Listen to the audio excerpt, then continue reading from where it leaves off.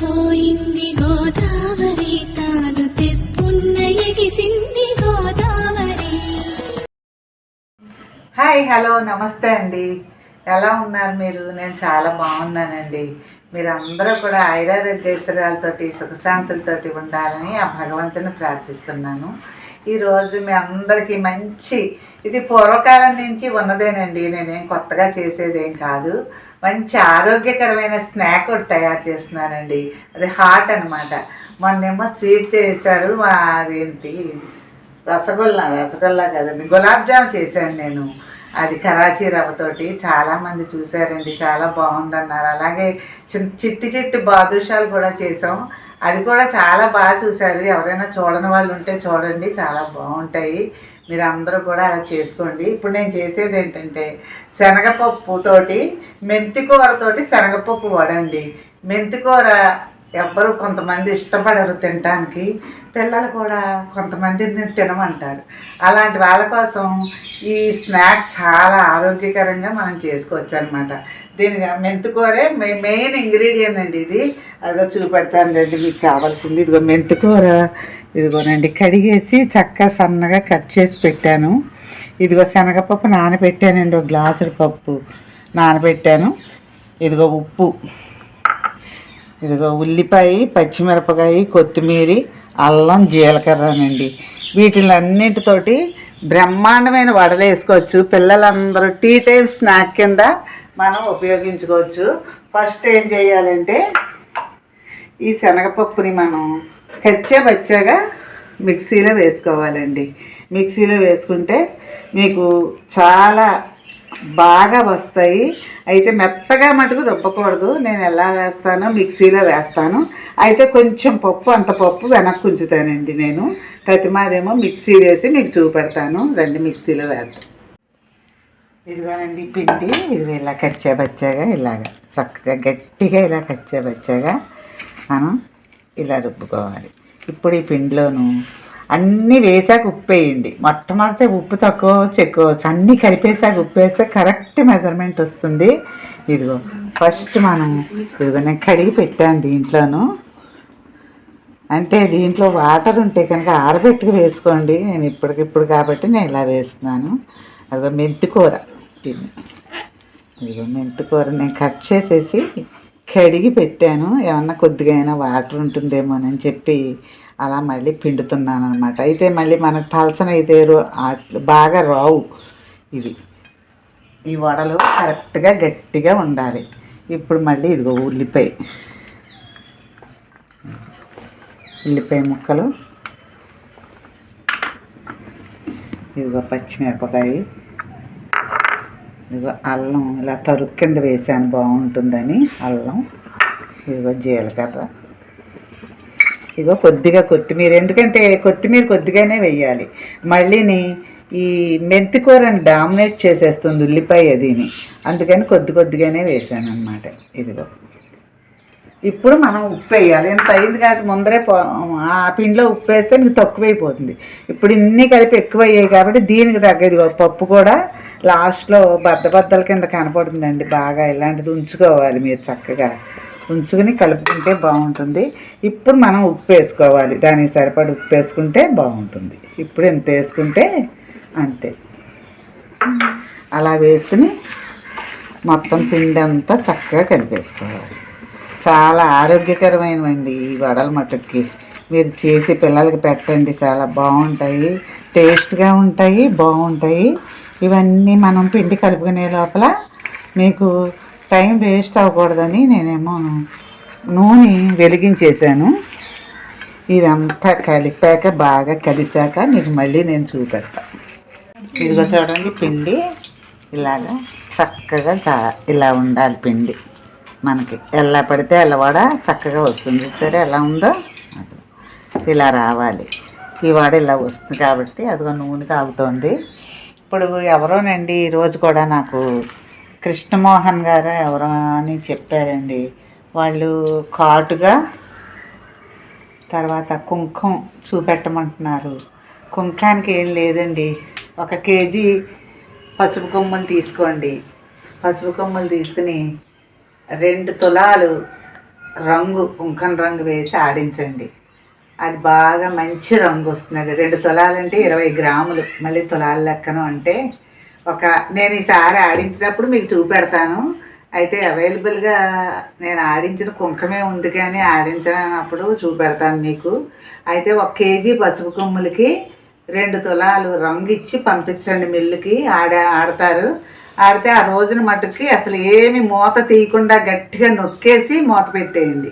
మర్నాడు పొద్దున్నే 1 కేజీ కుంకానికి మీకు 150 గ్రాముల దాకా బుల్లి గ్లాసులు కొబ్బరి నూనె వేసి దాంట్లో గట్టిగా 2 చేతులతోటి మద్దించేసి దాన్ని నొక్కి పెట్టేసి మీరు డబ్బా నిండా వేసేసి నొక్కి పెట్టేసి ఉంచేయండి. అది 4 రోజులకి బ్రహ్మాండమైన రంగు, చక్కటి నల్లటి రంగులాగా బాగా ముదురు రంగు వస్తుంది. ఇదేనండి కుంకం తయారు చేయడానికి చాలా బాగుంటుంది. ఈసారి మీరు అలా చేసుకుని నాకు మళ్ళీ మీరు కామెంట్ చేసి పెట్టండి. నేను రేపు ఎప్పుడైనా వీడియోలో మీకు నేను ఆడించిన కుంకం కలర్ మీకు చూపెడతాను అండి. ఇదిగో ఇప్పుడు నూనె కాగిందండి. ఈ వడలు ఎప్పుడు కూడా మనం ఎంత తీసుకుంటాము, ఏ సైజు తీసుకుంటాము అనే దాన్ని బట్టి ఉంటుంది. ఇవి ఆకుల మీద అది వేయకూడదండి. ఇవి ఈ లోతులో రావాలి వడ అనేది రావాలి. ఎప్పుడు కూడా మీకు వడ అలా పెట్టుకుని అది అలా రావాలండి. ఆకుల మీద వాటి మీద వత్తకూడదు. అవి వడ చేయవలసిన పని. అందుకని మీరు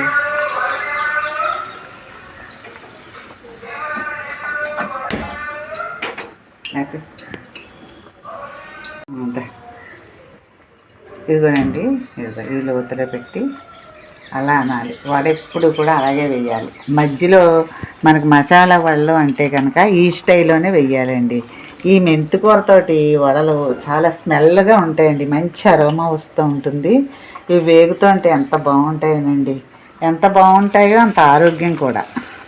కళాయిలో ఎన్ని పడితే అన్నీ వేయండి ఇలాగా. అదిగో అలాగా వాయి పట్టినన్నీ వేయండి. చక్కగా గోల్డ్ కలర్ వచ్చేలాగా వేద్దాము. అది నేను ఏ ఇంగ్రీడియంట్స్ వాడానో అవన్నీ కూడా మంచివేనండి. దీంట్లోనూ చాలా బాగా తినచ్చు, పిల్లలకి పెట్టచ్చు, పెద్దలు తినచ్చు అందరూను. ఇది ఆరోగ్యకరమైన స్నాక్. మెంతి కూర మేము తినము అన్న వాళ్ళందరికీ ఈ రకంగా పెడితే కూడా బాగా తింటారు. అదిగో ఇది ఎలా వేగుతుందో ఏంటో గోల్డ్ కలర్ వచ్చాక నేను తీస్తాను. ఇది మళ్ళీ ఇంకా 4 వేసాక మీకు మళ్ళీ చూపెడతాను. ఇదిగోనండి కలర్లో బబుల్స్ కూడా ఆగిపోతాయి. చాలా స్లోగా వేయించుకోవాలి, లోపల నుంచి వేగాలి. ఇదిగో చూసారా కలర్ ఎంత బాగా వచ్చిందో. ఈ రకంగా తీసుకోవాలి. అప్పుడు పైన క్రిస్పీగాను లోపల చక్కగా మెత్తగా చాలా బాగుంటాయి. ఇవి మీకు 4-5 రోజులు ఉంటాయండి. ఫ్రిడ్జ్లో వాటిలో పెట్టుకోకూడదు. మనం బయట పెడితేనే 4 రోజులు తినచ్చు. ఇవి ఏం పాడవు అసలు. అందుకే చూసారా ఎంత బాగా వచ్చాయి చూడండి, కలర్ఫుల్గా ఉన్నాయి. ఇప్పుడు మనం ఏం చేయాలంటే ఆ నూనె మళ్ళీ కాగాక చక్కగా మళ్ళీ ఇంకొక వాయి వేస్తానన్నమాట. ఇది అలాగేనండి. ఒకసారి మీకు వడ వేయటం కూడా నేను చూపెడతాను. ఇవి ఏవైనా ఫంక్షన్స్లో కూడానండి చక్కగా మనం వేసుకోవచ్చు. వడలకి వేసి మనం సర్వ్ చేయొచ్చండి. ఎంత బాగుంటుందో, స్మెల్ కూడా చక్కటి స్మెల్ వస్తాయి.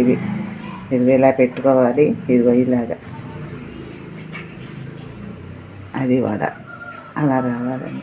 ఇలా వేసిన వడ అసలు చెడిపోదన్నమాట ఎన్నాళ్ళున్నా. అదే మీరు ఆకు మీద వేసారనుకోండి ఫ్లాట్గా వచ్చేసి బాగోదన్నమాట. ఇది ఇలాగా చాలా వాళ్ళు ఎలా వేస్తాము. ఈ మెంతికూర వాళ్ళు కూడా అలాగే వేయాలి. ఇంకా అనేక రకాల వడలు వేస్తానండి. మీరు ముందర వీడియోలు బోల్డ్ అని చూపెడతాను. ఇంట్లో ఉండేవి అన్నీ చాలా తేలిగ్గా వేసుకోవచ్చు మీరు.